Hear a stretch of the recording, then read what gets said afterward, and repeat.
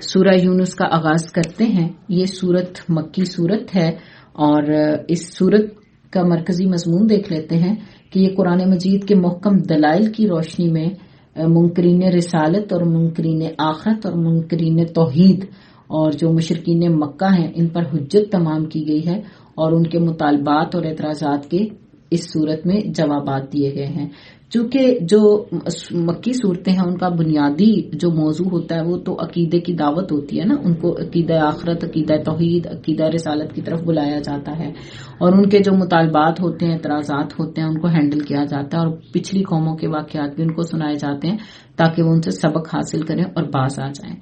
تو یہ صورت بھی مکی صورت ہے اور نبی صلی اللہ علیہ وسلم کے قیام مکہ میں یہ آخری دور میں تقریباً نازل ہوئی تھی۔ 11 سے 13 نبوی کا جو دور تھا اسی میں یہ صورت نازل ہوئی تھی اور اس کے ساتھ ہی سورہ ہود بھی نازل ہوئی تھی۔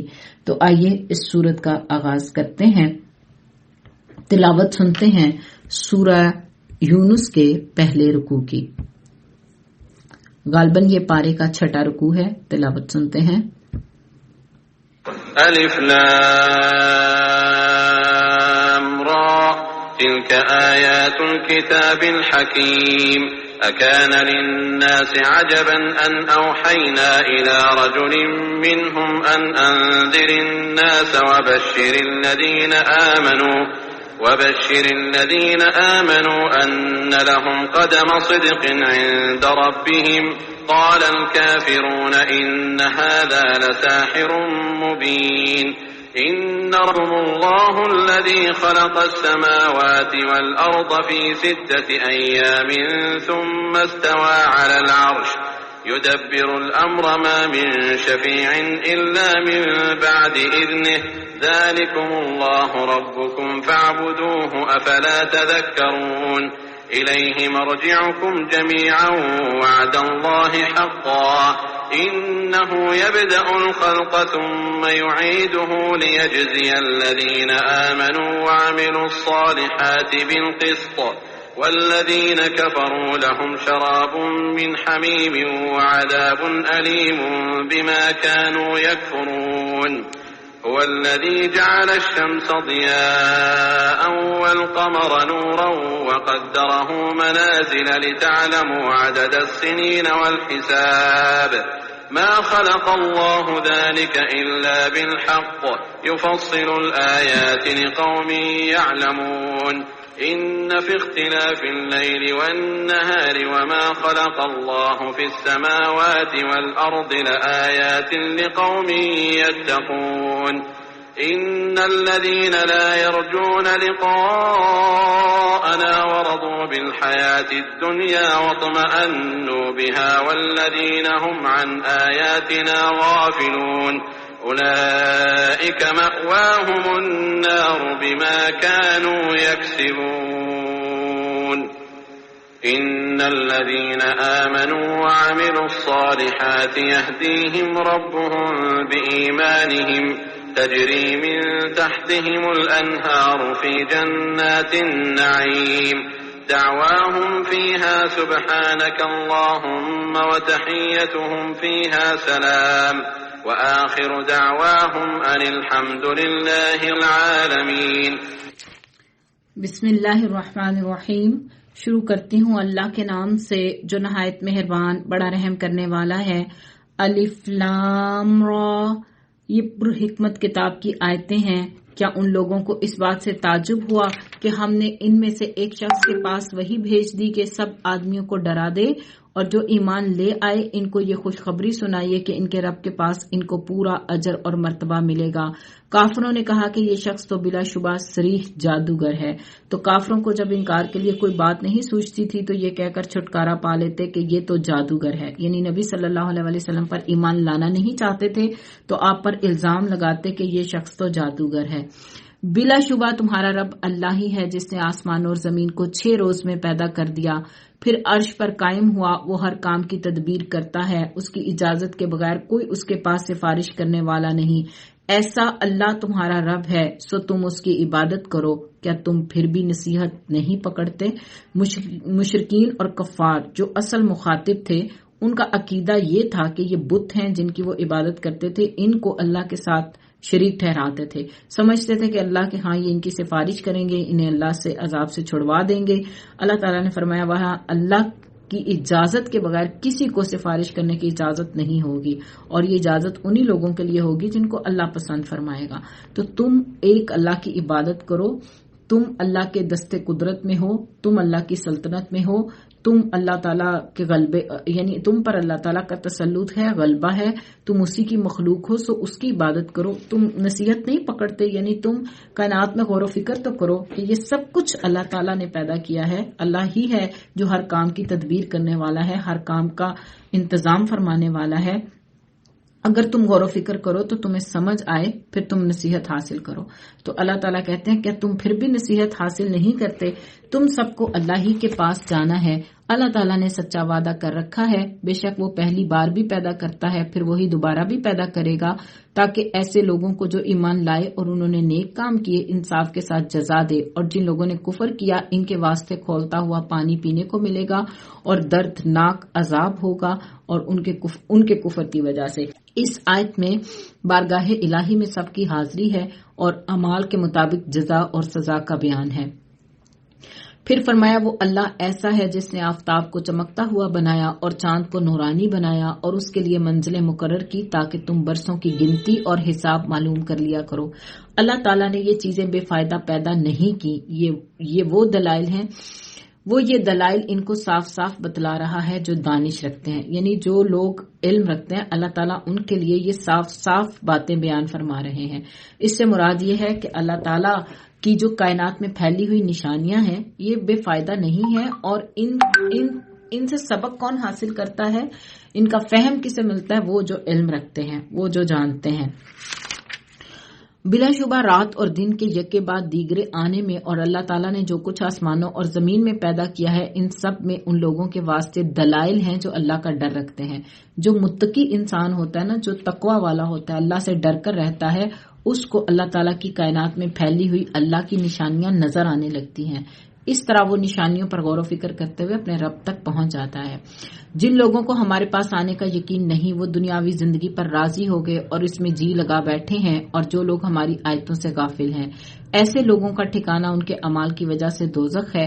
یقیناً جو لوگ ایمان لائے اور انہوں نے نیک کام کیے ان کا رب ان کو ان کے ایمان کے سبب ان کے مقصد تک پہنچا دے گا، نعمت کے باغوں میں جن کے نیچے نہریں جاری ہوں گی۔ ان کے منہ سے یہ بات نکلے گی سبحان اللہ، اور ان کا باہمی سلام یہ ہوگا السلام علیکم، اور ان کی اخیر بات یہ ہوگی ان الحمد للہ رب العالمین، تمام تعریفیں اللہ کے لیے ہیں جو سارے جہانوں کا رب ہے۔ یعنی یہ جنت والے جب جنت چلے جائیں گے تو اللہ کی پاکی بیان کریں گے، آپس میں ایک دوسرے کو سلامتی کی دعائیں دیں گے اور اللہ کی تعریفیں بیان کریں گے۔ اور اگر اللہ لوگوں پر جلدی سے نقصان واقع کر دیا کرتا جس طرح وہ فائدے کے لیے جلدی مچاتے ہیں تو ان کا وعدہ کبھی کا پورا ہو چکا ہوتا۔ یعنی جس طرح یہ فائدے کے لیے جلدی مچاتے ہیں، اگر یہ اپنا نقصان چاہتے ہیں، یعنی یہ نبی صلی اللہ علیہ وسلم سے کہا کرتے تھے نا ٹھیک ہے اگر آپ سچے ہیں تو ہم پر عذاب لے آئیں، تو اللہ تعالیٰ فرما رہے ہیں کہ اگر تمہارے مطالبے کے مطابق ہم تمہیں جلدی عذاب دیتے تو تم کب کے ہلاکت اور موت سے دوچار ہو چکے ہوتے۔ تو یہ اللہ تعالیٰ جو مہلت دے رہے ہیں، پورا موقع دے رہے ہیں، تو اللہ تعالیٰ اس لیے دے رہے ہیں شاید کہ انسان لوٹ آئے، اور اس لیے بھی کہ انسان پر اچھی طرح حجت جو ہے وہ تمام ہو جائے۔ سو ہم ان لوگوں کو جن کو ہمارے پاس آنے کا یقین نہیں ان کے حال پر چھوڑ رکھتے ہیں تاکہ اپنی سرکشی میں بھٹکتے رہیں، یعنی خوب گناہ کر لیں تاکہ ان پر حجت تمام ہو جائے۔ اور جب انسان کو کوئی تکلیف پہنچتی ہے تو ہم کو پکارتا ہے، لیٹے بھی، بیٹھے بھی، کھڑے بھی، پھر جب ہم اس کی تکلیف ہٹا دیتے ہیں تو وہ ایسا ہو جاتا ہے گویا اس نے اپنی تکلیف کے لیے جو اسے پہنچی تھی کبھی ہمیں پکارا ہی نہ تھا۔ ان حد سے گزرنے والوں کے اعمال ان کے لیے اسی طرح خوشنما بنا دیے گئے۔ یہ انسان کی اس حالت کا تذکرہ ہے جس میں اکثریت کا یہی طریقہ ہوتا ہے کہ جب کبھی مشکل حالات آئے، کوئی مصیبت آ گئی، کوئی حادثہ پیش آ گیا تو خوب اللہ کو یاد کیا، خوب دعائیں کی، گھر میں وظیفے ہو رہے ہیں، گھر میں قرآن خوانیاں ہو رہی ہیں، چاہے وہ بدعت ہے تو سب اکٹھے ہو کے جو ہے وہ درود تنجینہ پڑھ رہے ہیں جو کہ بدعت ہے، سب اکٹھے ہو کے جو ہے وہ 1.25 دفعہ جو ہے وہ لا الہ الا انت سبحانک انی کنت من الظالمین پڑھ رہے ہیں، وہ بھی اگرچہ بدعت ہے لیکن پھر بھی اپنے رب کو یاد کرنے کے لیے کوئی نہ کوئی طریقہ نکال لیتے ہیں، مخلص ہو کے اپنے رب کو یاد کرتے ہیں، لیکن جب اللہ تعالیٰ تکلیف ہٹا دیتا ہے تو سرکشی کرتے ہیں، اللہ کی نافرمانیاں کرتے ہیں. پھر آپ دیکھیں اٹھ کے کیسے یعنی کوئی تبدیلی آتی ہے انسان جب کوئی مشکل حالات آئے، سارے خاندان کو اکٹھا کیا، محلے والوں کو اکٹھا کیا، چلو آؤ بھائی ہم جو ہے نا وہ 1.25 لاکھ دفعہ یہ دعا پڑھ لیں، چلو آؤ ہم جو ہے وہ درود تنجینہ پڑھ لیں. یہ ساری چیزیں بدعت ہیں، اللہ کے رسول کا یہ طریقہ نہیں تھا، کبھی بھی یہ نہیں رہا. یا ایھا الذین آمنوا استعینوا بالصبر والصلاۃ، صبر کرو اور نماز سے مدد مانگو اور فرما برداری کرو اللہ تعالیٰ کی. یعنی جو کرنے کا کام ہے وہ یہ کہ یہ حالات اس لیے آتے ہیں تاکہ تمہیں اللہ تعالیٰ جو ہے وہ جھنجھوڑے اور انسان جو ہے وہ اپنے حالات پر غور و فکر کرے اور اللہ تعالیٰ کی طرف رجوع کرے، اللہ تعالیٰ کی طرف گڑ گڑائے اور اپنے اندر انقلاب لائے، اپنے اندر تبدیلی لے کے آئے. اس طرح کے حالات آتے ہیں. یہ نہیں کہ بس ٹھیک ہے آئے حالات وظیفہ کیا اور پھر اٹھ کے جو ہے وہ زندگی میں وہی کام کیے جو ہم کرتے چلے آ رہے تھے. تو اللہ تعالیٰ کہتے ہیں ان حد سے گزرنے والوں کے اعمال کو ان کے لیے اسی طرح خوش نما بنا دیا گیا ہے. یعنی ان کو مصیبت سے نجات پہ پھر فرما برداری کی توفیق نہیں ہوتی، پھر اٹھ کے وہی جو ہے وہ نافرمانی کے کام کریں گے جو کرتے رہے تھے. اور ہم نے تم سے پہلے بہت سے گروہوں کو ہلاک کر دیا جبکہ انہوں نے ظلم کیا، حالانکہ ان کے پاس ان کے پیغمبر بھی دلائل لے کر آئے. وہ ایسے کب تھے کہ ایمان لے آتے، ہم مجرم لوگوں کو ایسی ہی سزا دیا کرتے ہیں. تو یہ کفار مکہ کو تنبیہ کی جا رہی ہے کہ گزشتہ امتوں کی طرح تم بھی ہلاک ہو جاؤ گے. انہوں نے بھی ظلم کیا تھا اور ہمارے پیغمبر ان کے پاس دلائل لے کر آئے تھے، انہوں نے انکار کیا، تو پھر ان کا کیا انجام ہوا. تو اگر وہ اللہ جو ان کو پکڑنے پر قدرت رکھتا ہے وہی تمہارا رب ہے، تمہیں بھی پکڑنے پر پوری قدرت رکھتا ہے. پھر ان کے بعد ہم نے دنیا میں بجائے ان کے تم کو جانشین کیا تاکہ ہم دیکھ لیں تم کس طرح کے کام کرتے ہو. یعنی گزشتہ امتیں تو گزر گئی نا، اس کے بعد تمہیں اللہ تعالیٰ نے زمین میں بسایا تاکہ وہ دیکھے کہ تم کیا کرتے ہو. اور جب ان کے سامنے ہماری آیتیں پڑھی جاتی ہیں جو بالکل صاف صاف ہے، تو یہ لوگ جن کو ہمارے پاس آنے کی امید نہیں ہے یوں کہتے ہیں کہ اس کے سوا کوئی دوسرا قرآن لائیے یا اس میں سے کچھ ترمیم کر دیجئے. اب صلی اللہ علیہ وسلم یوں کہہ دیجئے کہ مجھے یہ حق نہیں کہ میں اپنی طرف سے اس میں ترمیم کر دوں، بس میں تو اسی کا اتباع کروں گا جو میرے پاس وحی کے ذریعے سے پہنچا ہے. اگر میں اپنے رب کی نافرمانی کروں تو میں ایک بڑے دن کے عذاب کا اندیشہ رکھتا ہوں. آپ یوں کہہ دیجئے کہ اگر اللہ کو منظور ہوتا تو نہ میں تم کو وہ پڑھ کر سناتا اور نہ اللہ تم کو اس کی اطلاع دیتا، کیونکہ میں اس سے پہلے تو ایک بڑا حصہ عمر کا تم میں رہ چکا ہوں، پھر کیا تم عقل نہیں رکھتے. تو نبی صلی اللہ علیہ وسلم نے 40 سال ان لوگوں کے درمیان گزارے تھے اور یہ لوگ ان کو صادق اور امین کہہ کر پکارا کرتے تھے. تو آپ صلی اللہ علیہ وسلم ان سے پوچھ رہے ہیں کہ کیا میں اب اچانک اللہ پر جھوٹ باندھنا شروع کر دوں گا؟ یعنی یہ قرآن اللہ کا نازل کردہ ہے، میں نے اسے کوئی جھوٹ موٹ گھڑ کر اللہ کی طرف منسوب نہیں کیا. تو تمہیں عقل نہیں ہے؟ یعنی تم خود نہیں سوچتے کہ 40 سالہ زندگی میری تمہارے سامنے ہے کہ میں نے کبھی جو ہے وہ سچائی میں کمی نہیں کی، امانت میں کبھی خیانت نہیں کی. اس شخص سے زیادہ ظالم کون ہوگا جو اللہ تعالیٰ پر جھوٹ باندھے یا اس کی آیتوں کو جھوٹا بتائے؟ یقیناً ایسے مجرموں کو اصلاً فلاح نہیں ہوگی. اور یہ لوگ اللہ کے سوا ایسی چیزوں کی عبادت کرتے ہیں جو نہ ان کو ضرر پہنچا سکیں اور نہ ان کو نفع پہنچا سکیں، اور کہتے ہیں کہ یہ اللہ کے پاس ہمارے سفارشی ہیں. آپ کہہ دیجئے کیا تم اللہ کو ایسی چیز کی خبر دیتے ہو جو اللہ کو معلوم نہیں، نہ آسمانوں میں اور نہ زمین میں؟ وہ پاک اور برتر ہے ان لوگوں کے شرک سے. اللہ تعالیٰ نے واضح کیا ہے کہ تم نے جو سفارشی بنایا ہے اللہ کو کیا علم نہیں ہے؟ یعنی اس کا جو بھی شریک ہے کیا اللہ کی بارگاہ میں وہ اس کا سفارشی بھی ہوگا یا نہیں؟ تو کیا تمہیں علم ہے اور اللہ کو علم نہیں ہے؟ یعنی مشرکین اللہ کو خبر دے رہے ہیں کہ تیرے شریک ہیں جو تیرے ہاں سفارشی ہوں گے. تو اللہ تعالیٰ نے کہا کہ اللہ تعالیٰ جو ہے یہ مشرکین کی ان بے اصل باتوں سے پاک اور برتر ہے. اور تمام لوگ ایک ہی امت کے تھے، پھر انہوں نے اختلاف پیدا کر لیا. اور اگر ایک بات نہ ہوتی جو آپ کے رب کی طرف سے پہلے ٹھہر چکی ہے تو جس چیز میں یہ لوگ اختلاف کر رہے ہیں ان کا قطعی فیصلہ ہو چکا ہوتا. اور یہ لوگ یوں کہتے ہیں کہ ان پر ان کے رب کی جانب سے کوئی نشانی کیوں نازل نہیں ہوتی. آپ فرما دیجئے کہ غیب کی خبر صرف اللہ تعالیٰ کو ہے، تم بھی منتظر رہو، میں بھی تمہارے ساتھ منتظر ہوں. یعنی نبی کا یہ کام نہیں ہے کہ لوگوں کے مطالبات پورے کرے، اللہ جب چاہے گا نشانی ظاہر کر دے گا، اور غیب کا علم تو صرف اللہ تعالیٰ کو ہے. تم بھی انتظار کرو، میں بھی انتظار کرتا ہوں. یعنی اللہ تعالیٰ کے فیصلے کا میں بھی انتظار کر رہا ہوں، تم بھی انتظار کرو. اور جب ہم لوگوں کو اس امر کے بعد کہ ان پر کوئی مصیبت پڑ چکی ہو کسی نعمت کا مزہ چکھا دیتے ہیں تو وہ فوراً ہی ہماری آیتوں کے بارے میں چالیں چلنے لگتے ہیں. یہاں پہ ان لوگوں کا ذکر ہے کہ جن پر مصیبت آتی ہے اللہ کو پکارتے ہیں اور اللہ جب مصیبت دور کرتا ہے تو نعمتیں پاتے ہیں تو نعمتوں کی قدر کرنے کی بجائے ان پر اللہ کا شکر ادا کرنے کی بجائے پھر سے کفر، شرک، معصیت، نافرمانی کے کام کرنے لگ جاتے ہیں. تو اللہ تعالیٰ نے کہا یہ بڑی بری چالیں چل رہے ہیں اللہ کی آیات کے بارے میں، یعنی اللہ کی نعمتوں کے مقابلے میں جو رویہ یہ اختیار کیے ہوئے ہیں یہ سراسر ان کا ظلم اور زیادتی ہے. آپ کہہ دیجئے اللہ چال چلنے میں تم سے زیادہ تیز ہے، بالیقین ہمارے فرشتے تمہاری سب چالوں کو لکھ رہے ہیں. وہ اللہ ایسا ہے کہ تم کو خشکی اور دریا میں چلاتا ہے، یہاں تک کہ جب تم کشتی میں سوار ہوتے ہو اور وہ کشتیاں لوگوں کو موافق ہوا کے ذریعے سے لے کر چلتی ہیں اور وہ لوگ ان سے خوش ہوتے ہیں، ان پر ایک جھونکا سخت ہوا کا آتا ہے اور ہر طرف سے ان پر موجیں اٹھتی چلی جاتی ہیں اور وہ سمجھتے ہیں کہ برے آ گھرے. اس وقت سب خالص اعتقاد کر کے اللہ ہی کو پکارتے ہیں کہ اگر تو ہم کو اس سے بچا لے تو ہم ضرور شکر گزار بن جائیں گے. یعنی جب ان کی کشتی ڈوبنے لگتی ہے نا عین سمندر کے بیچ میں تو پھر خالص اللہ کو پکارنے لگتے ہیں، پھر اپنے شریکوں کو نہیں پکارتے. پھر ان کو پتہ چل جاتا ہے کہ ہمیں مصیبت سے نجات دینے والا صرف اللہ ہے. تو اللہ کہتے ہیں اگر ہم ان کو مصیبت سے بچائیں تو یہ کہتے ہیں کہ اگر اللہ ہمیں مصیبت سے بچائے تو ہم ضرور شکر گزار بنیں گے. پھر جب اللہ تعالیٰ ان کو بچا لیتا ہے تو فوراً ہی زمین میں ناحق سرکشی کرنے لگتے ہیں، یعنی اپنی ہی بات سے پھر جاتے ہیں. اور ناشکرا انسان بہت زیادہ ناشکرا ہے، ناشکری اس کی عادت ہے، بھول جاتا ہے اپنے رب کے احسانات کو. اے لوگو یہ تمہاری سرکشی تمہارے لیے وبال ہونے والی ہے.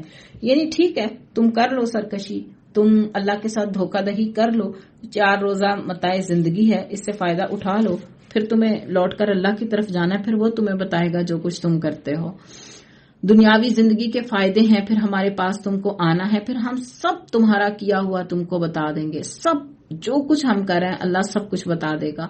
بس دنیاوی زندگی کی حالت تو ایسی ہے جیسے ہم نے آسمان سے پانی برسایا، پھر اس سے زمین کی نباتات جن کو آدمی اور چوپائے کھاتے ہیں خوب گنجان ہو کر نکلی، یہاں تک کہ جب وہ زمین اپنی رونق کا پورا حصہ لے چکی اور اس کی خوب زیبائش ہو گئی اور اس کے مالکوں نے سمجھ لیا کہ اب ہم اس پر بالکل قابض ہو چکے ہیں، تو دن میں یا رات میں اس پر ہماری طرف سے کوئی حکم آ پڑا سو ہم نے اس کو ایسا صاف کر دیا کہ گویا کل وہ موجود ہی نہ تھی. ہم اسی طرح آیات کو صاف صاف بیان کرتے ہیں ایسے لوگوں کے لیے جو سوچتے ہیں. تو اللہ تعالیٰ نے یہاں پہ واضح کیا ہے کہ دنیا کی زندگی کی کیا حالت ہے، یعنی اللہ ہی پانی برساتا ہے، اللہ ہی اگاتا ہے اور اللہ ہی سب کی ضروریات کو پورا کرتا ہے. تو لیکن جو انسان ہے نا، جیسے کسان ہے، وہ یہ سمجھے کہ یہ سب میری محنت کا نتیجہ ہے، میں نے بیج بویا تھا، میں نے ہل چلایا تھا، میں نے اس فصل کی حفاظت کی تھی، ہر چیز کو اپنا کمال سمجھے اور سمجھے کہ اب یہ میری ملکیت ہے. تو اللہ تعالیٰ جب چاہے ایک طوفان لا کر یا جیسے بھی اللہ چاہے اس فصل کو صاف کر دے، یعنی اسے چٹیل میدان بنا دے اور وہ اس کے فائدے سے محروم ہو جائے، یعنی وہ کسان جو ہے وہ اس فصل کے فائدے سے محروم ہو جائے، گویا کہ کل وہ وہاں موجود تھی ہی نہیں. تو اللہ تعالیٰ جو چاہے کر سکتا ہے، اللہ تعالیٰ کی ملکیت میں ہے ہر چیز، اللہ ہی قدرت رکھتا ہے. اور ایسے ہی آپ دیکھیں کہ ایک انسان اس کا کاروبار بہت چمکتا ہوتا ہے اور اس کا جو سورس آف انکم ہوتا ہے یا اس کی جو انکمنگ ہوتی ہے وہ بڑی ہیلدی ہوتی ہے، لیکن آہستہ آہستہ وہ چیز ختم ہونا شروع ہو جاتی ہے یا اچانک سے بند ہو جاتی ہے، انسان اچانک سے کسی حادثے کا شکار ہو جاتا ہے. تو انسان جب خوشحالی کی حالت میں ہوتا ہے تو وہ یہ بھول جاتا ہے کہ یہ سب اللہ تعالیٰ کی عطا ہے، یہ اللہ کی طرف سے ہے جو کچھ بھی ہے اور اللہ جب چاہے اسے واپس لے سکتا ہے. انسان یہ بھول جاتا ہے اور اس چیز کو نا اپنا کمال سمجھنے لگتا ہے اور خود کو بڑا سمجھتا ہے کہ میں جو ہے نا میں کما سکتا ہوں، میں کر سکتا ہوں، میرے پاس یہ صلاحیت ہے، اور اسی چیز پہ وہ پھولتا چلا جاتا ہے. اور جب اللہ تعالیٰ کسی چیز کو لے جائے تو پھر کون ہے جو اسے واپس لے کے آئے گا؟ کس کا اختیار ہے؟ کسی کا بھی نہیں. اللہ کہتے ہیں ہم اسی طرح آیات کو صاف صاف بیان کرتے ہیں ایسے لوگوں کے لیے جو سوچتے ہیں. تو آیات تو اللہ کی کھلی کھلی ہیں. اللہ کہتے ہیں وَلَقَدْ يَسَّرْنَا الْقُرْآنَ لِلذِّكْرِ فَهَلْ مِن مُدَّكِّرٍ، ہم نے اس قرآن کو نصیحت کے لیے آسان کر دیا، پھر ہے کوئی نصیحت قبول کرنے والا؟ تو نصیحت تو وہی قبول کرتے ہیں جو غور و فکر کرتے ہیں، جو تفکر کرتے ہیں، جو سمجھتے ہیں. اور اللہ سلامتی کے گھر کی طرف تم کو بلاتا ہے اور جس کو چاہتا ہے راہ راست پر چلنے کی توفیق دیتا ہے. جن لوگوں نے نیکی کی ہے ان کے واسطے خوبی ہے اور مزید برآں بھی, اور ان کے چہروں پر نہ سیاہی چھائے گی اور نہ ذلت. یہ لوگ جنت میں رہنے والے ہیں, وہ اس میں ہمیشہ رہیں گے. اور جن لوگوں نے بد کام کی ان کی بدی کی سزا اس کے برابر انہیں ملے گی. ان کو ذلت چھائے ہوئے ہوگی, ان کو اللہ تعالیٰ سے کوئی نہ بچا سکے گا, گویا ان کے چہروں پر اندھیری رات کے پرت لپیٹ دیے گئے ہوں. یہ لوگ دوزخ میں رہنے والے ہیں, وہ اس میں ہمیشہ ہمیشہ رہیں گے. جب انسان گناہوں کی کثرت کر لیتا ہے نا تو اس کے چہرے پر اس کی نحوست آ جاتی ہے. دنیا میں بھی آپ دیکھیں کچھ چہرے بڑے روشن ہوتے ہیں, بڑے چمکتے ہوئے, بڑے ایسے, آپ کو ان سے مل کے بڑا اچھا لگتا ہے, روح خوش ہو جاتی ہے ان سے مل کے. اور کچھ لوگ جو گناہوں کی کثرت میں مبتلا ہوتے ہیں ان کے پاس بھی آپ جائیں نا تو ان کے پاس بیٹھ کے آپ کو سکون نہیں ملتا.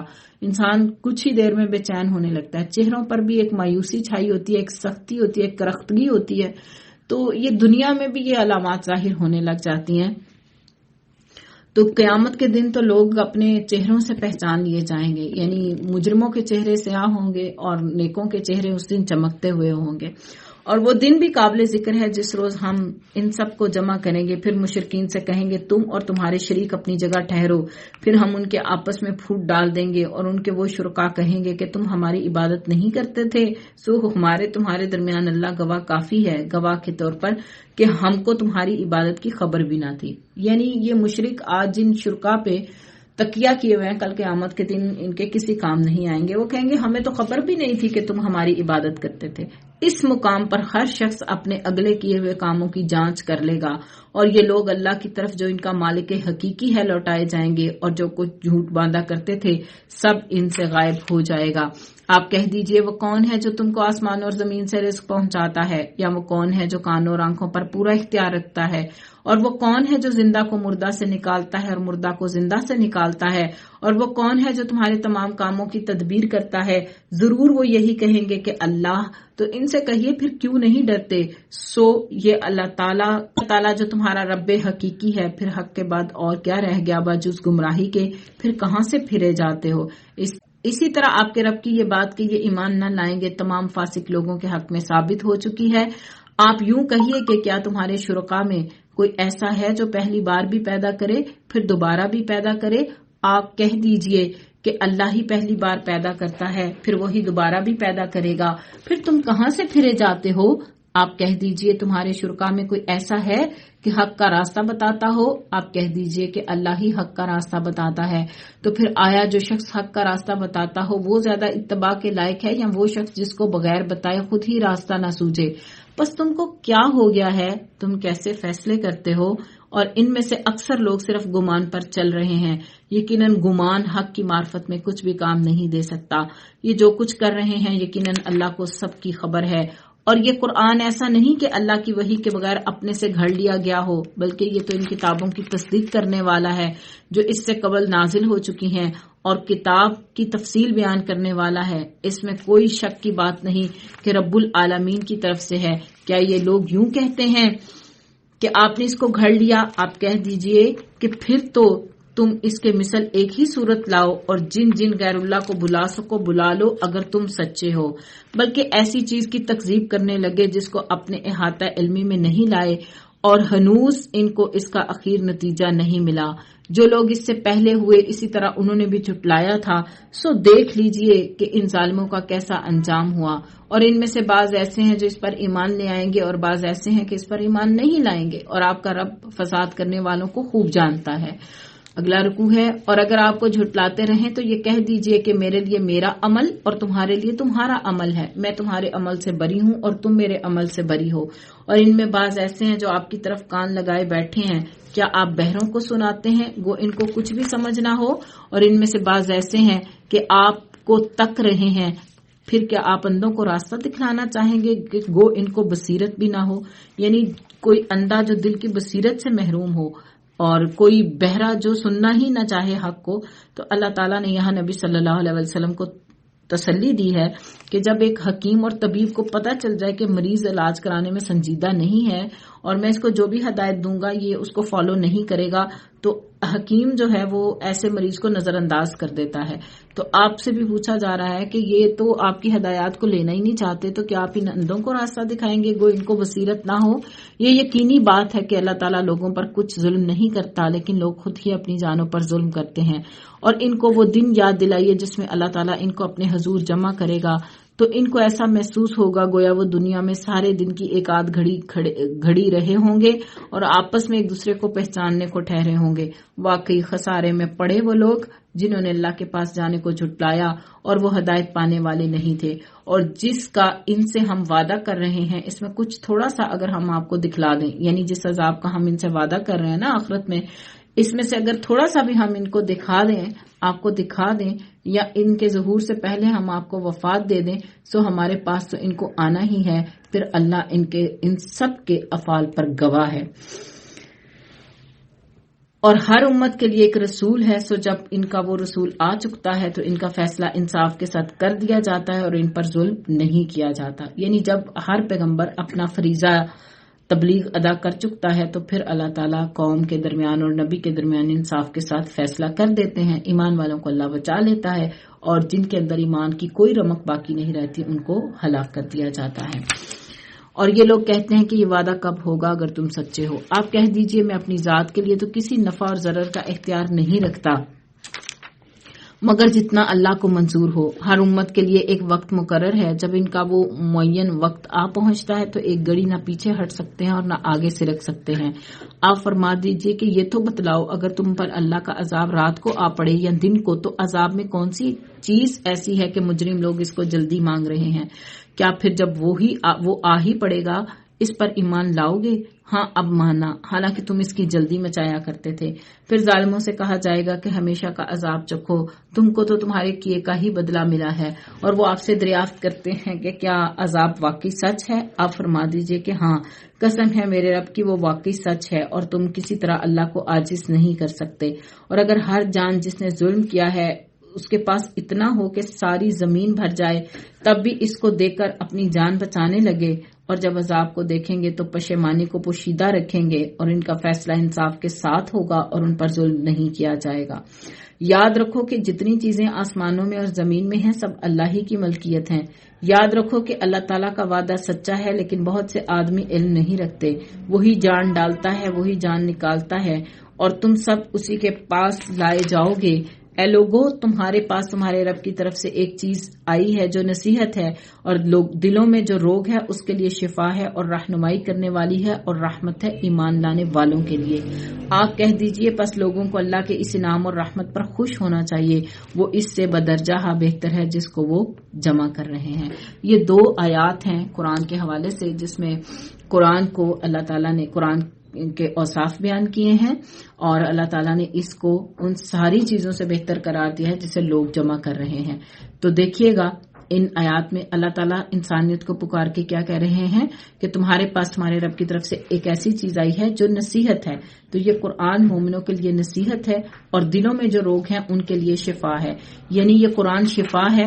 کس چیز کے لیے شفا ہے؟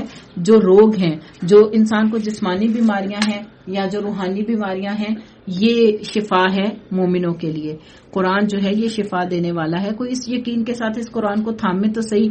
آپ دیکھیں دل میں کتنی بیماریاں ہوتی ہیں، کتنے روگ ہوتے ہیں کہ انسان کے دل میں نفرت ہے، کدورت ہے، حسد ہے، بغض ہے، شکوک و شبہات ہیں، نفاق ہے، خواہشات ہیں. تو یہ قرآن جو ہے وہ روح کے لیے بھی، دلوں کی بیماریوں کے لیے بھی شفا ہے، اور جسمانی طور پہ بھی لوگ اس سے شفا حاصل کرتے ہیں. اس کی تلاوت سنتے ہیں، اس کو پڑھتے ہیں، اس کو تھامتے ہیں، اس کی آیات کا دم کرتے ہیں. جیسے کہ سورہ الفاتحہ کا تو نام بھی الشفا ہے. اور یہ کتاب رہنمائی کرنے والی ہے، یعنی انسانیت کو ہدایت دینے والی ہے، رہنمائی کرنے والی ہے، ہدایت کا ذریعہ ہے اور رحمت ہے ایمان والوں کے لیے. تو ایک بات یاد رکھیے گا کہ یہ کتاب جو ہے یہ نصیحت ہے، ٹھیک ہے، جس سے دل پگھل جائے. یہ شفا ہے، یعنی دلوں کو صاف اور پاک کرتی ہے، شفا دیتی ہے، کفر، نفاق اور شرک کی گندگی سے پاک کرتی ہے، اور ہدایت بنتی ہے، رحمت بنتی ہے ایمان والوں کے لیے. ویسے تو قرآن سبھی کے لیے ہدایت اور رحمت کا ذریعہ ہے، لیکن چونکہ اس سے فیض یاب صرف ایمان والے ہوتے ہیں، اس لیے خاص طور پر ان کا ذکر کر کے کہا گیا کہ یہ کیا ہے، رہنمائی ہے اور رحمت ہے ایمان والوں کے لیے۔ آیت نمبر 58 میں کہا گیا کہ پس لوگوں کو اللہ کے اس انعام پر اور رحمت پر خوش ہونا چاہیے، یعنی یہ جو قرآن کا نزول ہے یہ اللہ تعالیٰ کا بہت بڑا انعام ہے، یہ اللہ تعالیٰ کی بہت بڑی رحمت ہے۔ تو انسان تبھی خوش ہوتا ہے نا جب اسے کوئی پسندیدہ چیز مل جائے۔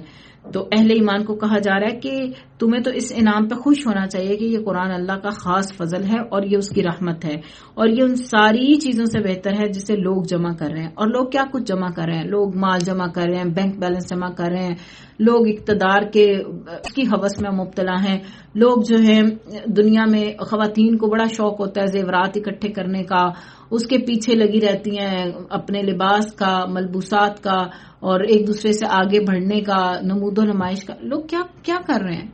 کن چیزوں کو اکٹھا کر رہے ہیں؟ اپنی شہرت کے لیے انسان بڑی محنت کرتا ہے، اپنے پیسے کے لیے بڑی محنت کرتا ہے۔ اللہ کہتے ہیں یہ ان ساری چیزوں سے بہتر ہے جسے وہ جمع کر رہے ہیں۔ تو کیا آپ بہترین چیز کو جمع نہیں کریں گے اپنی زندگی میں؟ کیا آپ نہیں چاہتے کہ آپ کو روحانی جسمانی شفا ملے، آپ کا دل پاک ہو جائے؟ تو یہ قرآن ان ساری چیزوں سے بہتر ہے جسے لوگ جمع کر رہے ہیں۔ اے نبی آپ کہہ دیجئے یہ تو بتاؤ کہ اللہ نے تمہارے لیے جو کچھ رزق بھیجا تھا پھر تم نے اس کا کچھ حصہ حرام اور کچھ حلال قرار دے لیا۔ آپ پوچھئے کہ کیا تم کو اللہ تعالیٰ نے حکم دیا تھا یا اللہ پر افطرا ہی کرتے ہو؟ اور جو لوگ اللہ تعالیٰ پر جھوٹ افطرا باندھتے ہیں ان کا قیامت کی نسبت کیا گمان ہے؟ واقعی لوگوں پر اللہ کا بڑا ہی فضل ہے، لیکن اکثر آدمی شکر ادا نہیں کرتے۔ اور آپ کسی حال میں ہوں اور ان احوال کے آپ کہیں سے قرآن پڑھتے ہوں اور جو کام بھی کرتے ہوں ہم کو سب کی خبر رہتی ہے جب تم اس کام میں مشغول ہوتے ہو۔ یعنی اللہ تعالیٰ فرما رہے ہیں کہ تم کسی بھی حال میں ہو اللہ تعالیٰ کو تمہارے تمام اقوال کی خبر ہے، اور آپ کے رب سے کوئی چیز ذرا برابر بھی غائب نہیں، نہ زمین میں اور نہ آسمان میں، اور نہ کوئی چیز اس سے چھوٹی اور نہ کوئی چیز بڑی، مگر یہ سب کتاب مبین میں ہے۔ یاد رکھو اللہ کے دوستوں پر نہ کوئی اندیشہ ہے اور نہ وہ غمگین ہوتے ہیں۔ اللہ کے جو دوست ہوتے ہیں نا، اللہ کے فرما بردار، وہ سچے اور مخلص مومن، وہ بڑے جرت مند ہوتے ہیں، وہ بڑے کھرے ہوتے ہیں، اور وہ کسی سے نہیں ڈرتے، نہ انہیں کوئی خوف ہوتا ہے نہ وہ غمگین ہوتے ہیں۔ یہ وہ لوگ ہیں جو ایمان لائے اور برائیوں سے بچتے ہیں، ان کے لیے دنیاوی زندگی میں بھی اور آخرت میں بھی خوشخبری ہے۔ اللہ تعالیٰ کی باتوں میں کچھ فرق نہیں ہوا کرتا، یہ بڑی کامیابی ہے۔ اور آپ کو ان کی باتیں غم میں نہ ڈالیں، اے نبی آپ کو ان کی باتیں غم میں نہ ڈالیں، تمام تر غلبہ اللہ ہی کے لیے ہے، وہ سنتا جانتا ہے۔ یاد رکھو کہ جتنا کچھ آسمانوں میں ہے اور جتنے زمین میں ہیں یہ سب اللہ ہی کے ہیں، اور جو لوگ اللہ کو چھوڑ کر دوسرے شرکاء کی عبادت کر رہے ہیں کس چیز کی اتباع کر رہے ہیں؟ محض بے سند خیال کی اتباع کر رہے ہیں اور محض اٹکلیں لگا رہے ہیں۔ وہ ایسا ہے جس نے تمہارے لیے رات بنائی تاکہ تم اس میں آرام کرو، اور دن بھی اس طور پر بنایا کہ دیکھنے بھالنے کا ذریعہ ہے۔ تحقیق اس میں دلائل ہیں ان لوگوں کے لیے جو سنتے ہیں۔ وہ کہتے ہیں کہ اللہ اولاد رکھتا ہے، سبحان اللہ، وہ تو کسی کا محتاج نہیں، اس کی ملکیت ہے جو کچھ آسمانوں میں ہے اور جو کچھ زمین میں ہے، تمہارے پاس اس پر کوئی دلیل نہیں۔ کیا تم اللہ کے ذمہ ایسی بات لگاتے ہو جس کا تمہیں علم نہیں ہے؟ آپ کہہ دیجئے کہ جو لوگ اللہ پر جھوٹ باندھتے ہیں وہ کامیاب نہیں ہوں گے۔ یہ دنیا میں تھوڑا سا عیش ہے، پھر ہمارے پاس ان کو آنا ہے، پھر ہم ان کے کفر کے بدلے سخت عذاب چکھائیں گے۔ اور آپ ان کو نوح کا قصہ پڑھ کر سنائیے، جبکہ انہوں نے اپنی قوم سے فرمایا کہ اے میری قوم، اگر تم کو میرا رہنا اور احکام الہی کی نصیحت کرنا بھاری معلوم ہوتا ہے تو میرا بھروسہ اللہ پر ہے۔ یعنی اپنی تدبیر اپنے شرکا کے ساتھ مل کے پختہ کر لو، پھر تمہاری تدبیر تمہاری گھٹن کا باعث نہیں ہونی چاہیے۔ پھر میرے ساتھ کر گزرو اور مجھ کو مہلت نہ دو، پھر بھی اگر تمہیں راضی کیے جاؤ تو میں تم سے کوئی معاوضہ تو نہیں مانگتا، میرا معاوضہ تو اللہ ہی کے ذمہ ہے، اور مجھ کو حکم دیا گیا ہے کہ میں مسلمانوں میں سے ہو جاؤں۔ تو نوح علیہ السلام اپنی قوم کو دعوت دیتے رہے، 950 سال ان کو اللہ کی طرف بلاتے رہے، وہ لوگ ان کو جھٹلاتے رہے، پس ہم نے ان کو اور ان کے ساتھ جو کشتی میں تھے ان کو نجات دی اور ان کو جانشین بنایا، اور جنہوں نے ہماری آیتوں کو جھٹلایا تھا ان کو ہم نے غرق کر دیا۔ دیکھنا چاہیے کہ کیسا انجام ہوا ان لوگوں کا جو ڈرائے جا چکے تھے۔ پھر نوح علیہ السلام کے بعد ہم نے اور رسولوں کو ان کی قوموں کی طرف بھیجا، وہ ان کے پاس روشن دلیلیں لے کر آئے، بس جس چیز کو انہوں نے اول میں جھوٹا کہہ دیا یہ نہ ہوا کہ پھر اس کو مان لیتے۔ اللہ تعالیٰ اسی طرح حد سے بڑھنے والوں کے دلوں پر بند لگا دیتا ہے۔ پھر ان پیغمبروں کے بعد ہم نے موسیٰ اور ہارون علیہ السلام کو اور فرعون اور اس کے سرداروں کے پاس اپنی نشانیاں دے کر بھیجا، سو انہوں نے تکبر کیا اور وہ لوگ مجرم قوم تھے۔ پھر جب ان کو ہمارے پاس سے صحیح دلیلیں پہنچی تو وہ لوگ کہنے لگے یقیناً یہ صریح جادو ہے۔ جیسا کہ آپ جانتے ہیں کہ یہ مکی صورت ہے اور مکی صورت میں کفار مکہ ہی مخاطب ہوتے ہیں اور ان کو اللہ کی توحید کی طرف بلایا جاتا ہے، آخرت پر ایمان کی طرف بلایا جاتا ہے، اس قرآن پر ایمان لانے کی دعوت دی جاتی ہے اور نبی صلی اللہ علیہ وسلم پر ایمان لانے کی دعوت دی جاتی ہے، اور ان کو پچھلی قوموں کے واقعات سنائے جاتے ہیں تاکہ یہ لوگ ایمان لے آئیں اور ان سے سبق حاصل کریں، عبرت حاصل کریں اور اپنے رویوں سے باز آ جائیں، اب جو کردار یہ اختیار کیے ہوئے ہیں اس کو یہ چھوڑ دیں۔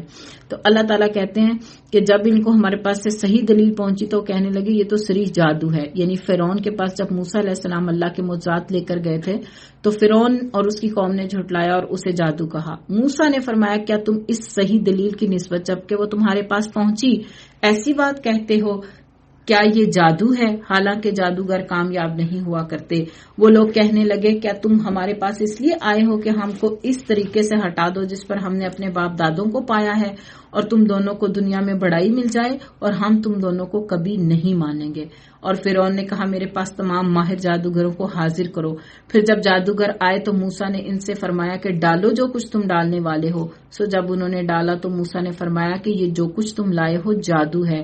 یقینی بات ہے کہ اللہ ابھی اس کو درم برہم کیے دیتا ہے، اللہ ایسے فسادیوں کا کام بننے نہیں دیتا، اور اللہ تعالیٰ حق کو اپنے فرمان سے ثابت کر دیتا ہے، گو مجرموں کو کیسا ہی ناگوار کیوں نہ لگے۔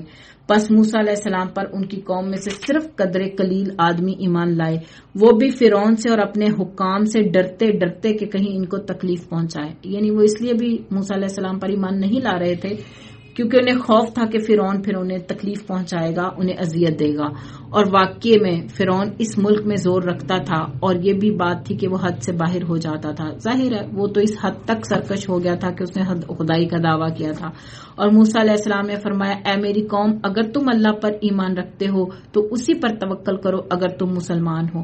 ظاہر ہے وہ قوم فرعون کی اذیتوں سے ڈر رہی تھی، تو ایسے میں موسیٰ علیہ السلام نے بنی اسرائیل کو کہا کہ تم اللہ تعالیٰ پر توکل کرو، تمہیں اللہ کی مدد ضرور آئے گی، یعنی اپنی قوم کو امید دلا رہے ہیں کہ میرا رب جلد ہی تمہارے دشمن کو ہلاک کر دے گا، اس کے لیے ضروری ہے کہ تم صرف اللہ سے مدد چاہو، اللہ کی خاطر صبر کرو، اللہ پر بھروسہ کرو۔ انہوں نے عرض کی ہم نے اللہ ہی پر توکل کیا، اے ہمارے پروردگار ان ظالموں کو ہمارے لیے فتنہ نہ بنا اور ہم کو اپنی رحمت سے ان کافر لوگوں سے نجات دے۔ اور ہم نے موسیٰ علیہ السلام اور ان کے بھائی کے پاس وحی بھیجی کہ تم دونوں اپنے ان لوگوں کے لیے مصر میں گھر برقرار رکھو اور تم سب اپنے انہی گھروں کو نماز پڑھنے کی جگہ قرار دے لو اور نماز کے پابند رہو، اور آپ مسلمانوں کو بشارت دے دیں، یعنی اپنے گھروں کو مسجد بنا لو، تم باہر آ کے عبادت نہ کرو، یعنی جہاں تمہیں فرعون کے کرندے جو ہیں وہ پکڑ لیں اور تم ان کے ظلم و ستم کا شکار ہو، تو وہ لوگ چھپ چھپ کر عبادت کیا کرتے تھے۔ اور موسیٰ علیہ السلام نے عرض کیا اے ہمارے رب تو نے فرعون کو اور اس کے سرداروں کو سامان زینت دے رکھا ہے اور طرح طرح کے مال دنیاوی جو ہیں وہ زندگی میں دیے ہیں، اے ہمارے رب اسی واسطے دیے ہیں کہ وہ تیری راہ سے گمراہ کریں، اے ہمارے رب ان کے مالوں کو نیست و نابود کر دے اور ان کے دلوں کو سخت کر دے سو یہ ایمان لانے نہ پائیں یہاں تک کہ دردناک عذاب کو دیکھ لیں۔ یعنی یہ لوگ جو ہیں یہ تیری راہ سے گمراہ کر رہے ہیں، ان کے پاس اتنا مال و دولت ہے، اور بجائے اس کے کہ یہ سرکشی کا راستہ چھوڑ کر عاجزی کا راستہ اختیار کرتے تو انہوں نے سرکشی کا راستہ اختیار کیا۔ تو اللہ تعالیٰ جو ہیں وہ قوم کے معاملے کو، یعنی پیغمبر کے پاس تو آخری چارہ کار یہی ہوتا ہے کہ قوم کا معاملہ اللہ کے سپرد کر دے۔ اب یہ اللہ کی مشیت ہی ہے جو بے اختیار پیغمبر کی زبان پہ جاری ہوئی کہ انہوں نے کہا تھا کہ ان کو ایسا نیست و نابود کر دے، ان کے دلوں کو سخت کر دے کہ یہ ایمان لائے نہ پائیں۔ چونکہ ان کے اندر ایمان کی کوئی رمق باقی رہی نہیں تھی، اس لیے پیغمبر کی زبان سے بھی یہ بات جاری کر دی اللہ تعالیٰ نے۔ حق تعالیٰ نے فرمایا کہ تم دونوں کی دعا قبول کر لی گئی، سو تم ثابت قدم رہو اور ان لوگوں کی راہ نہ چلنا جن کو علم نہیں۔ اور ہم نے بنی اسرائیل کو دریا سے پار کر دیا، پھر ان کے پیچھے فرعون اپنے لشکر کے ساتھ ظلم اور زیادتی کے ارادے سے چلا، یہاں تک کہ جب وہ ڈوبنے لگا تو کہنے لگا میں ایمان لاتا ہوں کہ جس پر بنی اسرائیل ایمان لائے ہیں اس کے سوا کوئی معبود نہیں اور میں مسلمانوں میں سے ہوں۔ جواب دیا گیا کہ تو اب ایمان لاتا ہے اور پہلے سرکشی کرتا رہا اور مفسدوں میں داخل رہا، سو آج ہم تیری لاش کو نجات دیں گے تاکہ تو ان کے لیے نشان عبرت بنے جو تیرے بعد ہیں۔ اور حقیقت یہ ہے کہ بہت سے آدمی ہماری نشانیوں سے غافل ہیں۔ انسان جو ہے وہ اللہ تعالیٰ کی سنت سے سبق حاصل نہیں کرتا، کائنات میں مشاہدہ نہیں کرتا، اور وہ یہ نہیں دیکھتا کہ پچھلی قوموں کے واقعات جو ہیں ان میں ہمارے لیے کیا سبق ہے۔ تو اللہ تعالیٰ جو ہے وہ پکڑنے کی قدرت رکھتا ہے، جب چاہے جسے چاہے پکڑ سکتا ہے۔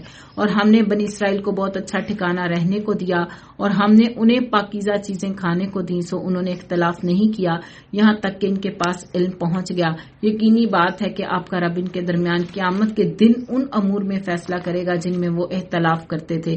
پھر اگر آپ اس کی طرف سے شک میں ہوں جس کو ہم نے آپ کے پاس بھیجا ہے، تو آپ ان لوگوں سے پوچھ دیکھیے جو آپ سے پہلے کی کتابیں پڑھتے ہیں، بے شک آپ کے پاس آپ کے رب کی طرف سے سچی کتاب آئی ہے۔ آپ ہرگز شک کرنے والوں میں سے نہ ہو جائیں اور نہ ان لوگوں میں سے ہوں جنہوں نے اللہ تعالیٰ کی آیتوں کو جھٹلایا، کہیں آپ خسارہ پانے والوں میں سے نہ ہو جائیں۔ یقیناً جن لوگوں کے حق میں آپ کے رب کی بات ثابت ہو چکی ہے وہ ایمان نہیں لائیں گے، وہ ان کے پاس تمام نشانیاں پہنچ جائیں جب تک کہ وہ دردناک عذاب کو نہ دیکھ لیں۔ چنانچہ کوئی بستی ایمان نہ لائی کہ ایمان لانا اس کو نافع ہو جاتا، سوائے یونس علیہ السلام کی قوم کے۔ جب وہ ایمان لے آئے تو ہم نے ان سے رسوائی کے عذاب کو ٹال دیا اور ان کو ایک وقت خاص تک زندگی سے فائدہ اٹھانے کا موقع دیا۔ اور اگر آپ کا رب چاہتا تو تمام روئے زمین کے سب لوگ ایمان لے آتے، تو کیا آپ لوگوں پر زبردستی کر سکتے ہیں یہاں تک کہ وہ مومن ہی ہو جائیں؟ یعنی نبی کو لوگوں پر کوئی اختیار نہیں، ان کے دلوں پر کوئی اختیار نہیں۔ نبی کا کام یہ ہوتا ہے کہ اللہ تعالیٰ کے پیغام کو پہنچا دے۔ دل اللہ کے ہاتھ میں ہے، اللہ چاہے تو ہدایت دے، اللہ چاہے تو گمراہ کر دے۔ اور اللہ تعالیٰ کا جو ارادہ ہے وہ کس کے لیے ہدایت کا ہوتا ہے؟ جو ہدایت کا طالب ہوتا ہے۔ ورنہ اگر اللہ چاہتا تو سارے لوگوں کو مومن بنا دیتا، پھر تو آزمائش ہی ختم ہو جاتی نا۔ تو یہ تو آزمائش ہے انسان کی، اللہ نے اس کو اختیار دیا ہے کہ وہ جو راستہ چاہے اختیار کر لے، تو اسی میں انسان کی آزمائش ہے۔ تو ایک نبی جو ہے وہ لوگوں پر زبردستی نہیں کر سکتا۔ حالانکہ کسی شخص کا ایمان لانا اللہ کے حکم کے بغیر ممکن نہیں، اور اللہ بے عقل لوگوں پر گندگی ڈال دیتا ہے۔ آپ کہہ دیجئے کہ تم غور کرو کہ کیا کیا چیزیں آسمانوں اور زمین میں ہیں، اور جو لوگ ایمان نہیں لاتے ان کو نشانیاں اور دھمکیاں کچھ فائدہ نہیں پہنچاتی۔ سو وہ لوگ صرف ان لوگوں سے واقعات کا انتظار کر رہے ہیں جو ان سے پہلے گزر چکے۔ آپ فرما دیجئے اچھا تو تم انتظار میں رہو، میں بھی تمہارے ساتھ انتظار کرنے والوں میں سے ہوں۔ یعنی جیسے پہلے لوگوں کے ساتھ واقعات گزرے ہیں نا کہ ان کی سرکشی کی وجہ سے ان پر عذاب آیا، یہ بھی اسی نوعیت کے واقعات کا انتظار کر رہے ہیں۔ ظاہر ہے ان کے اعمال جو انہی جیسے ہیں تو ان کے ساتھ بھی وہی ہوگا۔ پھر ہم اپنے پیغمبروں کو اور ایمان والوں کو بچا لیتے تھے، اسی طرح ہمارے ذمے ہے کہ ہم ایمان والوں کو نجات دیں۔ آپ کہہ دیجئے کہ اے لوگو، اگر تم میرے دین کی طرف سے شک میں ہو تو میں ان معبودوں کی عبادت نہیں کرتا جن کی تم اللہ کو چھوڑ کر عبادت کرتے ہو، لیکن ہاں اس اللہ کی عبادت کرتا ہوں جو تمہاری جان قبض کرتا ہے، اور مجھ کو یہ حکم ہوا ہے کہ میں ایمان لانے والوں میں سے ہوں، اور یہ کہ اپنا رخ یکسو ہو کر اس دین کی طرف کر لوں اور کبھی مشرکوں میں سے نہ ہوں۔ یعنی اللہ تعالیٰ کا کیا حکم ہے کہ میں ایمان لانے والوں میں سے ہوں، اور یہ کہ اپنا رخ یکسو ہو کر اس دین کی طرف کر لینا اور کبھی مشرکوں میں سے نہ ہونا، اور اللہ کو چھوڑ کر ایسی چیز کی عبادت مت کرنا جو تجھ کو نہ نفع پہنچا سکے اور نہ کوئی ضرر پہنچا سکے۔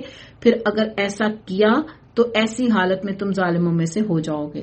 ظاہر ہے شرک سب سے بڑا ظلم ہے، ان الشرک لظلم عظیم۔ تو جو شرک کرے گا وہ اپنے ساتھ بہت بڑا ظلم کرے گا، اور اگر تم کو اللہ کوئی تکلیف پہنچائے تو بجز اس کے کہ اور کوئی اس کو دور کرنے والا نہیں ہے، اور اگر وہ تم کو کوئی خیر پہنچانا چاہے تو اس کے فضل کو کوئی ہٹانے والا نہیں۔ تو ہمارے نفع نقصان کے مالک لوگ نہیں ہوتے، لوگ صرف سبب ہوتے ہیں، لوگوں کو ایک ذریعہ بنا دیا جاتا ہے، ورنہ ہمارے ساتھ معاملات وہی ہوتے ہیں جو ہماری تقدیر میں لکھے جا چکے، اور اس میں ہمارے لیے ایک بہت بڑی آزمائش ہوتی ہے۔ ٹھیک ہے، لوگوں کے ذریعے بھی تو لوگ آزمائے جا رہے ہوتے ہیں نا، تو انسانوں کے ذریعے بھی آزمایا جا رہا ہوتا ہے۔ تو یہ جو نفع نقصان ہے اس کا مالک اللہ تعالیٰ ہے۔ اگر اللہ کسی کو دینے کا ارادہ کر لے تو کوئی روک نہیں سکتا، اگر اللہ تعالیٰ روک لے تو کوئی دے نہیں سکتا۔ اللہ تعالیٰ فرماتے ہیں وہ اپنا فضل اپنے بندوں میں سے جس پر چاہے نچھاور کر دے، وہ بڑی مغفرت والا، بڑی رحمت والا ہے۔ جب اللہ کسی پر اپنا فضل کرنا چاہے تو کوئی اللہ کے فضل کو روک نہیں سکتا، یہ اللہ کی تقسیم ہے۔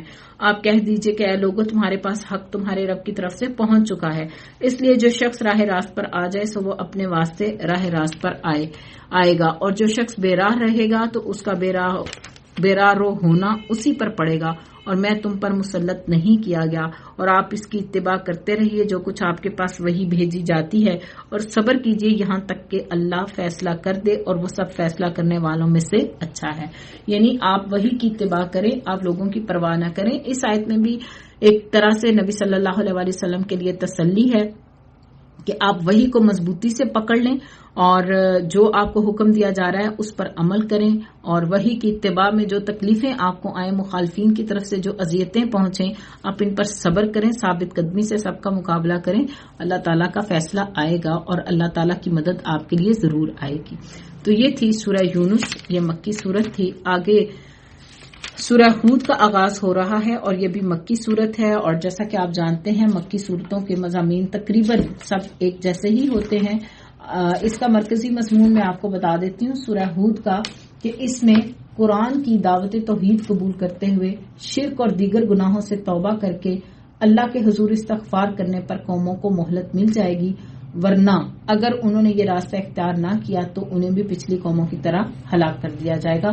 یہ اس سورت کا مرکزی مضمون ہے کہ جس میں کفار مکہ کو تنبیہ کی جا رہی ہے۔ تو آئیے اس سورت کا آغاز کرتے ہیں۔ یہ پارے کی آخری 5 آیات ہیں، یعنی اس سورت کی آخری جو 5 آیات ہیں یہ پارے کی آخری آیات ہیں۔ آئیے ان کا ترجمہ دیکھتے ہیں۔ بسم اللہ الرحمن الرحیم، شروع کرتی ہوں اللہ کے نام سے جو نہایت مہربان بڑا رحم کرنے والا ہے۔ الف لام را، یہ ایک ایسی کتاب ہے کہ اس کی آیتیں محکم کی گئی ہیں۔ محکم سے مراد یہ ہے کہ اتنی پختہ ہیں کہ ان کے معنی میں، ان کی ترکیب میں کسی قسم کا کوئی خلل نہیں ہے، پھر صاف صاف بیان کی گئی ہیں۔ اس قرآن میں اللہ کی آیتیں صاف بیان کی گئی ہیں ایک حکیم باخبر کی طرف سے، یہ کہ اللہ کے سوا کسی کی عبادت مت کرو، میں تم کو اللہ کی طرف سے ڈرانے والا اور بشارت دینے والا ہوں۔ یعنی یہ نبی کا قول ہے کہ میں تمہیں اللہ کی طرف سے ڈرانے والا اور خوشخبری دینے والا ہوں، اور یہ کہ تم لوگ اپنے گناہ اپنے رب سے معاف کراؤ، پھر اسی کی طرف متوجہ رہو، وہ تم کو وقت مقرر تک اچھا سامان زندگی دے گا اور ہر زیادہ عمل کرنے والے کو زیادہ ثواب دے گا، اور اگر تم لوگ اعراض کرتے ہو تو مجھ کو تمہارے لیے ایک بڑے دن کے عذاب کا اندیشہ ہے۔ یعنی جو اچھا عمل کرے گا اس کا اچھا بدلہ ہے، لیکن جو اللہ کی راہ سے اعراض کرے گا، اس قرآن سے اعراض کرے گا، اس کی تعلیمات سے اعراض کرے گا، اس پر عمل کرنے کو اپنے لیے ضروری خیال نہیں کرے گا، تو نبی یہ فرما رہے ہیں کہ مجھے تمہارے اوپر ایک بڑے دن کے عذاب کا خدشہ ہے۔ تم کو اللہ ہی کے پاس جانا ہے اور وہ ہر شے پر پوری قدرت رکھتا ہے۔ یاد رکھو وہ لوگ اپنے سینوں کو دوہرا کیے رکھتے ہیں تاکہ اپنی باتیں اللہ سے چھپا سکیں۔ یاد رکھو وہ لوگ جس وقت اپنے کپڑے لپیٹتے ہیں وہ اس وقت بھی سب کچھ جانتا ہے، جو کچھ وہ چھپاتے ہیں اور جو کچھ وہ ظاہر کرتے ہیں، بالیقین وہ دلوں کے اندر کی باتوں کو بھی جانتا ہے۔ تو اس حوالے سے اس آیت کے حوالے سے بعض شان نزول بیان کرتے ہیں مفسرین کہ یہ مسلمانوں کے بارے میں نازل ہوئی جو غلبہ حیا کی وجہ سے قضاء حاجت اور بیوی سے ہم بستری کرتے وقت برہنہ ہونا پسند نہیں کرتے تھے کہ اللہ تعالیٰ ہمیں دیکھ رہا ہے، اس لیے وہ ایسے موقعوں پر اپنے آپ کو چھپانے کے لیے اپنے سینوں کو دوہرا کر لیتے تھے، یعنی اپنی شرمگاہ کو چھپانے کے لیے اپنے سینے دوہرے کر لیتے تھے۔ تو اللہ تعالیٰ فرما رہے ہیں کہ رات کو اندھیرے میں جب وہ بستروں میں اپنے آپ کو کپڑوں سے ڈھانپتے ہیں وہ ان کو اس وقت بھی دیکھتا ہے، ان کی چھپی اور علانیہ تمام باتوں کو جانتا ہے۔ مطلب یہ کہ شرم و حیا کا جذبہ بہت اچھا ہے، لیکن اس میں اتنا غلظ نہ ہو، نہ کمی ہو نہ زیادتی ہو۔ تو جس ذات کی خاطر وہ سب کرتے ہیں، جو بھی عمل کرتے ہیں، اللہ تعالیٰ ان سب کو جانتا ہے۔ اللہ تعالیٰ سے انسان چھپ نہیں سکتا، اور اللہ تعالیٰ جو ہے وہ دلوں کے حال کو جانتا ہے، دلوں کی باتوں کو جانتا ہے، جو کچھ انسان اپنے دل میں چھپاتا ہے۔ تو اللہ ظاہر اور باطن ہر طرح کے عمل کو جانتا ہے۔ تو یہ تھی سورہ ہود کی پہلی 5 آیتیں اور 11ویں پارے کا آخری حصہ۔ وآخر دعوانا ان الحمد للہ رب العالمین، سبحانک اللہم وبحمدک، نشہد ان لا الہ الا انت، نستغفرک ونتوب الیک۔ السلام علیکم ورحمۃ اللہ۔ سورہ یونس کا آغاز کرتے ہیں. یہ سورت مکی سورت ہے اور اس سورت کا مرکزی مضمون دیکھ لیتے ہیں کہ یہ قرآن مجید کے محکم دلائل کی روشنی میں منکرین رسالت اور منکرین آخرت اور منکرین توحید اور جو مشرکین مکہ ہیں ان پر حجت تمام کی گئی ہے اور ان کے مطالبات اور اعتراضات کے اس صورت میں جوابات دیے گئے ہیں. چونکہ جو مکی صورتیں ہیں ان کا بنیادی جو موضوع ہوتا ہے وہ تو عقیدے کی دعوت ہوتی ہے نا، ان کو عقیدہ آخرت، عقیدہ توحید، عقیدہ رسالت کی طرف بلایا جاتا ہے اور ان کے جو مطالبات ہوتے ہیں، اعتراضات ہوتے ہیں، ان کو ہینڈل کیا جاتا ہے اور پچھلی قوموں کے واقعات بھی ان کو سنائے جاتے ہیں تاکہ وہ ان سے سبق حاصل کریں اور باز آ جائیں. تو یہ صورت بھی مکی صورت ہے اور نبی صلی اللہ علیہ وسلم کے قیام مکہ میں یہ آخری دور میں تقریباً نازل ہوئی تھی. 11 سے 13 نبوی کا جو دور تھا اسی میں یہ صورت نازل ہوئی تھی اور اس کے ساتھ ہی سورہ ہود بھی نازل ہوئی تھی. تو آئیے اس صورت کا آغاز کرتے ہیں. تلاوت سنتے ہیں سورہ یونس کے پہلے رکوع کی. غالباً یہ پارے کا 6واں رکوع ہے. تلاوت سنتے ہیں. الف لام را تلك آيات الكتاب الحكيم أكان للناس عجبا أن أوحينا إلى رجل منهم أن أنذر الناس وبشر الذين آمنوا أن لهم قدم صدق عند ربهم قال الكافرون إن هذا لساحر مبين إن ربكم الله الذي خلق السماوات والأرض في 6 أيام ثم استوى على العرش يدبر الأمر ما من شفيع إلا من بعد إذنه ذلكم الله ربكم فاعبدوه أفلا تذكرون إليه مرجعكم جميعا وعد الله حقا إنه يبدأ الخلق ثم يعيده ليجزي الذين آمنوا وعملوا الصالحات بالقسط والذين كفروا لهم شراب من حميم وعذاب أليم بما كانوا يكفرون هو الذي جعل الشمس ضياء والقمر نورا وقدره منازل لتعلموا عدد السنين والحساب ما خلق الله ذلك إلا بالحق يفصل الآيات لقوم يعلمون إن في اختلاف الليل والنهار وما خلق الله في السماوات والأرض لآيات لقوم يتقون إن الذين لا يرجون لقاءنا ورضوا بالحياة الدنيا واطمأنوا بها والذين هم عن آياتنا غافلون أولئك مأواهم النار بما كانوا يكسبون إن الذين آمنوا وعملوا الصالحات يهديهم ربهم بإيمانهم تجري من تحتهم الأنهار في جنات النعيم دعواهم فيها سبحانك اللهم وتحيتهم فيها سلام وآخر دعواهم أن الحمد لله العالمين. بسم اللہ الرحمن الرحیم. شروع کرتی ہوں اللہ کے نام سے جو نہایت مہربان بڑا رحم کرنے والا ہے. الف لام را، یہ پر حکمت کتاب کی آیتیں ہیں. کیا ان لوگوں کو اس بات سے تعجب ہوا کہ ہم نے ان میں سے ایک شخص کے پاس وحی بھیج دی کہ سب آدمیوں کو ڈرا دے اور جو ایمان لے آئے ان کو یہ خوشخبری سنائیے کہ ان کے رب کے پاس ان کو پورا اجر اور مرتبہ ملے گا. کافروں نے کہا کہ یہ شخص تو بلا شبہ صریح جادوگر ہے. تو کافروں کو جب انکار کے لیے کوئی بات نہیں سوچتی تھی تو یہ کہہ کر چھٹکارا پا لیتے کہ یہ تو جادوگر ہے، یعنی نبی صلی اللہ علیہ وسلم پر ایمان لانا نہیں چاہتے تھے تو آپ پر الزام لگاتے کہ یہ شخص تو جادوگر ہے. بلا شبہ تمہارا رب اللہ ہی ہے جس نے آسمان اور زمین کو 6 روز میں پیدا کر دیا، پھر عرش پر قائم ہوا. وہ ہر کام کی تدبیر کرتا ہے، اس کی اجازت کے بغیر کوئی اس کے پاس سفارش کرنے والا نہیں. ایسا اللہ تمہارا رب ہے سو تم اس کی عبادت کرو. کیا تم پھر بھی نصیحت نہیں پکڑتے؟ مشرکین اور کفار جو اصل مخاطب تھے ان کا عقیدہ یہ تھا کہ یہ بت ہیں جن کی وہ عبادت کرتے تھے، ان کو اللہ کے ساتھ شریک ٹھہراتے تھے، سمجھتے تھے کہ اللہ کے ہاں یہ ان کی سفارش کریں گے، انہیں اللہ سے عذاب سے چھڑوا دیں گے۔ اللہ تعالیٰ نے فرمایا وہاں اللہ کی اجازت کے بغیر کسی کو سفارش کرنے کی اجازت نہیں ہوگی، اور یہ اجازت انہی لوگوں کے لیے ہوگی جن کو اللہ پسند فرمائے گا۔ تو تم ایک اللہ کی عبادت کرو، تم اللہ کے دستے قدرت میں ہو، تم اللہ کی سلطنت میں ہو، تم اللہ تعالیٰ کے غلبے یعنی تم پر اللہ تعالیٰ کا تسلط ہے، غلبہ ہے، تم اسی کی مخلوق ہو، سو اس کی عبادت کرو۔ تم نصیحت نہیں پکڑتے، یعنی تم کائنات میں غور و فکر تو کرو کہ یہ سب کچھ اللہ تعالیٰ نے پیدا کیا ہے، اللہ ہی ہے جو ہر کام کی تدبیر کرنے والا ہے، ہر کام کا انتظام فرمانے والا ہے۔ اگر تم غور و فکر کرو تو تمہیں سمجھ آئے، پھر تم نصیحت حاصل کرو۔ تو اللہ تعالیٰ کہتے ہیں کہ تم پھر بھی نصیحت حاصل نہیں کرتے؟ تم سب کو اللہ ہی کے پاس جانا ہے۔ اللہ تعالیٰ نے سچا وعدہ کر رکھا ہے، بے شک وہ پہلی بار بھی پیدا کرتا ہے، پھر وہی دوبارہ بھی پیدا کرے گا، تاکہ ایسے لوگوں کو جو ایمان لائے اور انہوں نے نیک کام کیے انصاف کے ساتھ جزا دے، اور جن لوگوں نے کفر کیا ان کے واسطے کھولتا ہوا پانی پینے کو ملے گا اور دردناک عذاب ہوگا اور ان کے کفر کی وجہ سے۔ اس آیت میں بارگاہ الہی میں سب کی حاضری ہے اور اعمال کے مطابق جزا اور سزا کا بیان ہے۔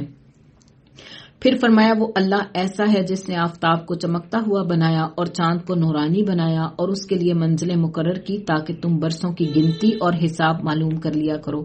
اللہ تعالیٰ نے یہ چیزیں بے فائدہ پیدا نہیں کی، یہ وہ دلائل ہیں، وہ یہ دلائل ان کو صاف صاف بتلا رہا ہے جو دانش رکھتے ہیں، یعنی جو لوگ علم رکھتے ہیں اللہ تعالیٰ ان کے لیے یہ صاف صاف باتیں بیان فرما رہے ہیں۔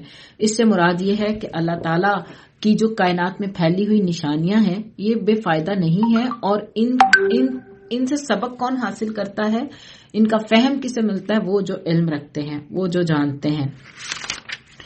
بلا شبہ رات اور دن کے یکے بعد دیگرے آنے میں اور اللہ تعالیٰ نے جو کچھ آسمانوں اور زمین میں پیدا کیا ہے ان سب میں ان لوگوں کے واسطے دلائل ہیں جو اللہ کا ڈر رکھتے ہیں۔ جو متقی انسان ہوتا ہے نا، جو تقوی والا ہوتا ہے، اللہ سے ڈر کر رہتا ہے، اس کو اللہ تعالیٰ کی کائنات میں پھیلی ہوئی اللہ کی نشانیاں نظر آنے لگتی ہیں۔ اس طرح وہ نشانیوں پر غور و فکر کرتے ہوئے اپنے رب تک پہنچ جاتا ہے۔ جن لوگوں کو ہمارے پاس آنے کا یقین نہیں وہ دنیاوی زندگی پر راضی ہو گئے اور اس میں جی لگا بیٹھے ہیں، اور جو لوگ ہماری آیتوں سے غافل ہیں ایسے لوگوں کا ٹھکانہ ان کے اعمال کی وجہ سے دوزخ ہے۔ یقیناً جو لوگ ایمان لائے اور انہوں نے نیک کام کیے ان کا رب ان کو ان کے ایمان کے سبب ان کے مقصد تک پہنچا دے گا، نعمت کے باغوں میں جن کے نیچے نہریں جاری ہوں گی۔ ان کے منہ سے یہ بات نکلے گی سبحان اللہ، اور ان کا باہمی سلام یہ ہوگا السلام علیکم، اور ان کی اخیر بات یہ ہوگی ان الحمد للہ رب العالمین، تمام تعریفیں اللہ کے لیے ہیں جو سارے جہانوں کا رب ہے۔ یعنی یہ جنت والے جب جنت چلے جائیں گے تو اللہ کی پاکی بیان کریں گے، آپس میں ایک دوسرے کو سلامتی کی دعائیں دیں گے اور اللہ کی تعریفیں بیان کریں گے۔ اور اگر اللہ لوگوں پر جلدی سے نقصان واقع کر دیا کرتا جس طرح وہ فائدے کے لیے جلدی مچاتے ہیں تو ان کا وعدہ کبھی کا پورا ہو چکا ہوتا۔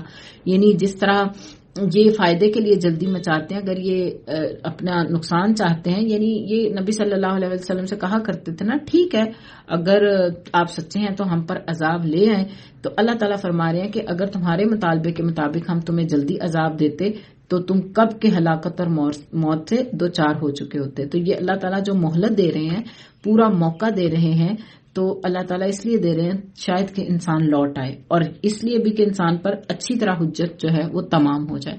سو ہم ان لوگوں کو جن کو ہمارے پاس آنے کا یقین نہیں، ان کے حال پر چھوڑ رکھتے ہیں تاکہ اپنی سرکشی میں بھٹکتے رہیں، یعنی خوب گناہ کر لیں تاکہ ان پر حجت تمام ہو جائے۔ اور جب انسان کو کوئی تکلیف پہنچتی ہے تو ہم کو پکارتا ہے، لیٹے بھی، بیٹھے بھی، کھڑے بھی، پھر جب ہم اس کی تکلیف ہٹا دیتے ہیں تو وہ ایسا ہو جاتا ہے گویا اس نے اپنی تکلیف کے لیے جو اسے پہنچی تھی کبھی ہمیں پکارا ہی نہ تھا۔ ان حد سے گزرنے والوں کے اعمال ان کے لیے اسی طرح خوشنما بنا دیے گئے۔ یہ انسان کی اس حالت کا تذکرہ ہے جس میں اکثریت کا یہی طریقہ ہوتا ہے کہ جب کبھی مشکل حالات آئے، کوئی مصیبت آ گئی، کوئی حادثہ پیش آ گیا تو خوب اللہ کو یاد کیا، خوب دعائیں کی، گھر میں وظیفے ہو رہے ہیں، گھر میں قرآن خوانیاں ہو رہی ہیں، چاہے وہ بدعت ہے تو سب اکٹھے ہو کے جو ہے وہ درود تنجینہ پڑھ رہے ہیں جو کہ بدعت ہے، سب اکٹھے ہو کے جو ہے وہ 1.25 لاکھ دفعہ جو ہے وہ لا الہ الا انت سبحانک انی کنت من الظالمین پڑھ رہے ہیں، وہ بھی اگرچہ بدعت ہے لیکن پھر بھی اپنے رب کو یاد کرنے کے لیے کوئی نہ کوئی طریقہ نکال لیتے ہیں۔ مخلص ہو کے اپنے رب کو یاد کرتے ہیں، لیکن جب اللہ تعالیٰ تکلیف ہٹا دیتا ہے تو سرکشی کرتے ہیں، اللہ کی نافرمانیاں کرتے ہیں. پھر آپ دیکھیں اٹھ کے کیسے یعنی کوئی تبدیلی آتی ہے انسان جب کوئی مشکل حالات آئے، سارے خاندان کو اکٹھا کیا، محلے والوں کو اکٹھا کیا، چلو آؤ بھائی ہم جو ہے نا وہ 1.25 لاکھ دفعہ یہ دعا پڑھ لیں، چلو آؤ ہم جو ہے وہ درود تنجینہ پڑھ لیں. یہ ساری چیزیں بدعت ہیں، اللہ کے رسول کا یہ طریقہ نہیں تھا، کبھی بھی یہ نہیں رہا. یا ایھا الذین آمنوا استعینوا بالصبر والصلاۃ، صبر کرو اور نماز سے مدد مانگو اور فرما برداری کرو اللہ تعالیٰ کی. یعنی جو کرنے کا کام ہے وہ یہ کہ یہ حالات اس لیے آتے ہیں تاکہ تمہیں اللہ تعالیٰ جو ہے وہ جھنجھوڑے اور انسان جو ہے وہ اپنے حالات پر غور و فکر کرے اور اللہ تعالیٰ کی طرف رجوع کرے، اللہ تعالیٰ کی طرف گڑ گڑائے اور اپنے اندر انقلاب لائے، اپنے اندر تبدیلی لے کے آئے. اس طرح کے حالات آتے ہیں. یہ نہیں کہ بس ٹھیک ہے آئے حالات، وظیفہ کیا اور پھر اٹھ کے جو ہے وہ زندگی میں وہی کام کیے جو ہم کرتے چلے آ رہے تھے. تو اللہ تعالیٰ کہتے ہیں ان حد سے گزرنے والوں کے اعمال کو ان کے لیے اسی طرح خوشنما